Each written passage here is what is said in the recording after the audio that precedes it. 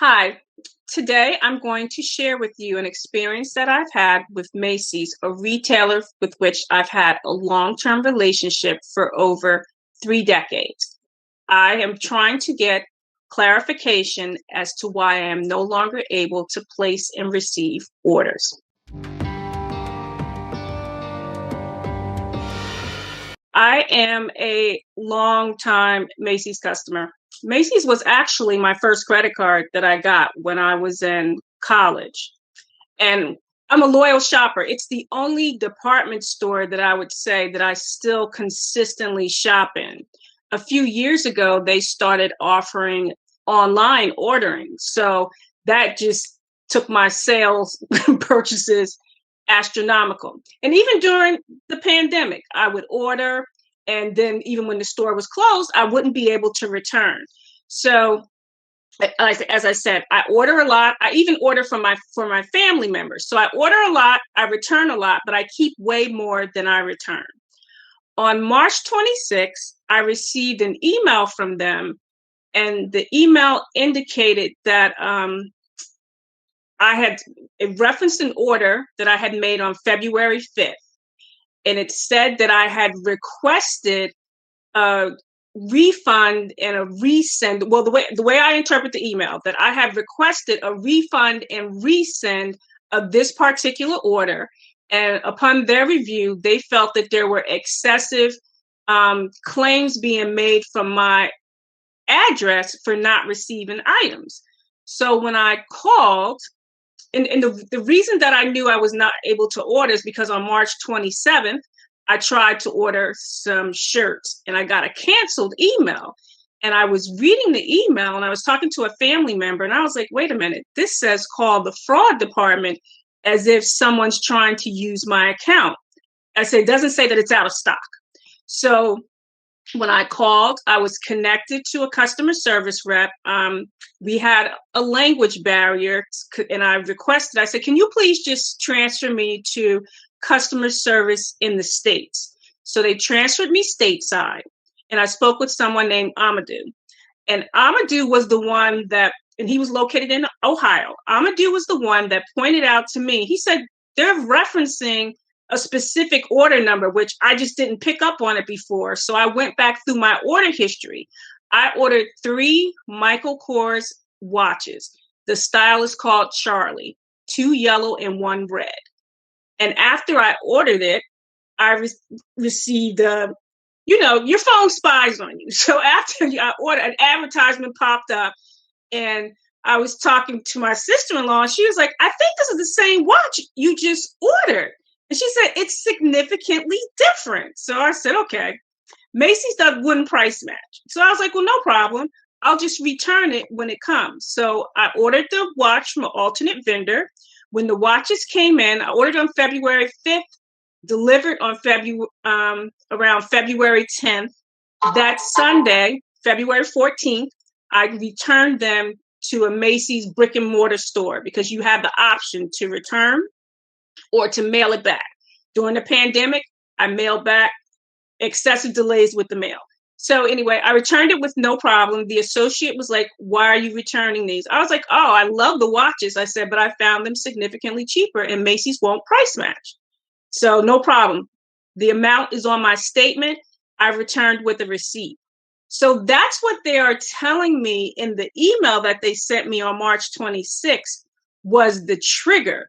And my issue to them is, for this particular order, I never communicated to you that I did not receive the items in question. You can trace my order history. You can trace my Macy's credit card statement. I placed the order. The items were received. The items were returned, and they were returned with a receipt. Because when you return items to Macy's without a receipt, they'll usually make a notation. And like most retailers, they'll take your driver's license and your pertinent information. So then I started, for the next 5 days, like trading emails back and forth with them and talking to various customer service reps. First, I was told you can't order to your home, but you can order in the store.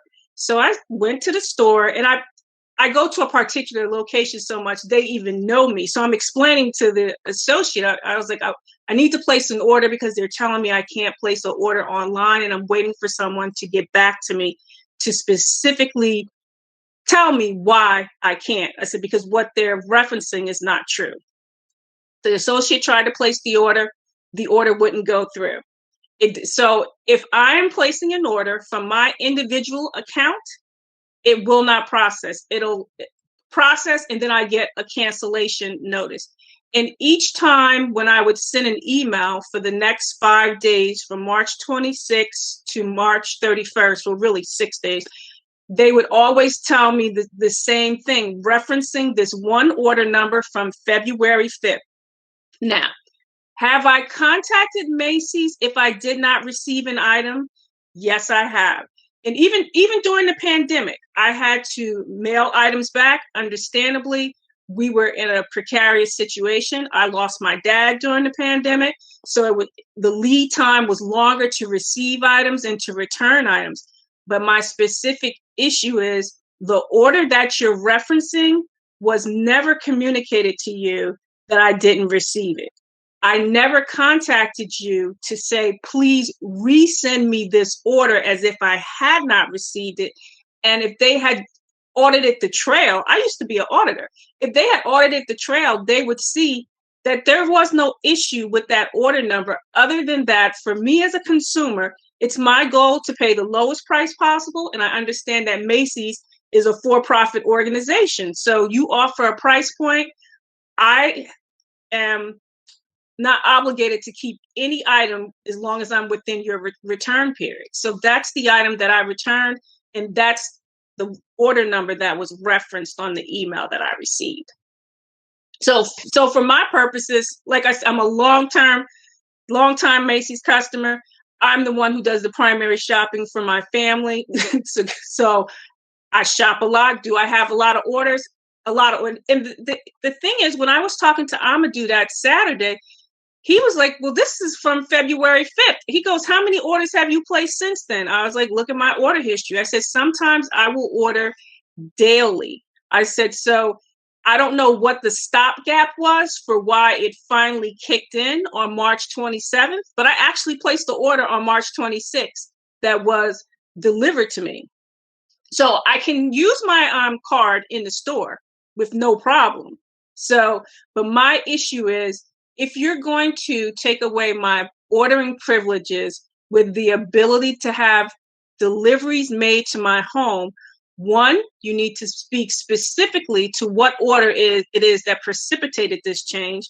And the order that you're referencing, I can prove with your documents and my documents that the order was returned in store with the receipt with no issue. And I can tell you this, I order so much. I've received items from Macy's that weren't for me. So I know that they screw up orders because, like I said, I'm a loyal shopper. So I have received items to my address, addressed to other people, or addressed to me that I did not order, that I've then taken back into the store. And also, for the past year back, we were going through a pandemic. So I was a loyal shopper during the pandemic. It was just, like I said, it took longer. So, and I would have to send items back. It took longer for me to get credit. So I would have to call and stay on the phone because they were understaffed. So I want the specifics, that don't say that the February 5th order that I did something that obviously I didn't do.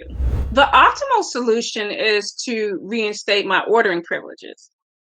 The compromise solution, if you're saying that you feel that I have excessive claims for this particular address, then penalize me with the inconvenience that I can only order and pick up in the store.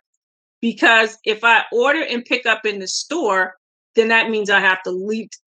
Since the pandemic, I don't go in the store as much. Mainly, I started going back to the store to return because it would, like I said, it would take so long from the time when the item would be dropped at UPS, received in the warehouse, depending on which warehouse it was going to, because it could be directed throughout the United States.